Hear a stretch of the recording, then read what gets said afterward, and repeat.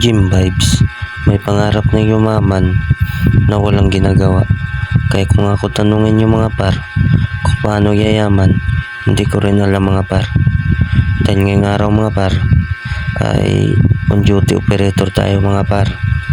At ayun par, dito pala ako nakapwisto sa wheel balancing par ng laruan par. At ayan, tinatanggal ko lang yung runner par. At ayan, tapos nilalagay sa sako. Ayan, medyo boring kasi dyan parang nabubulol pa ako sa part na yan mga par. Kaya ayan, tamang video lang ako par, para may magawa sa buhay. Hahaha.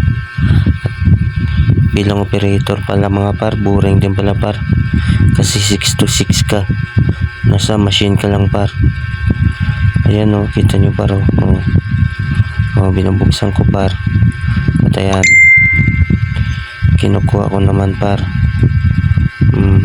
Tapos inisprayan ko par, para lumamig yung machine once na mag-i-inject par. Ayan, tamang si Jim Vibes par, balik naman sa puwan par.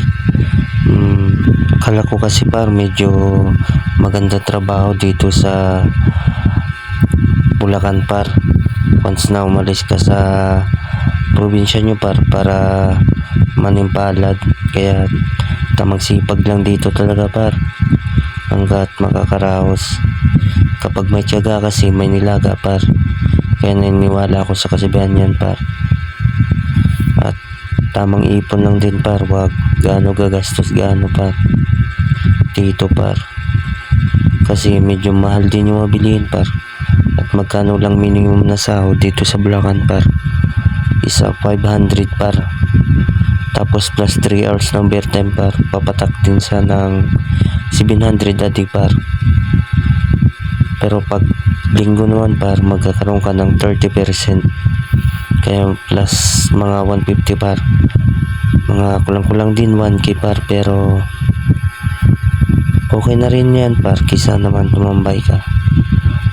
At ayan par, binabalik ko naman par, balik tayo sa ginagawa ko par. Ayan par, tiyatanggal ko pala yung mga gulong yan par sa runner par.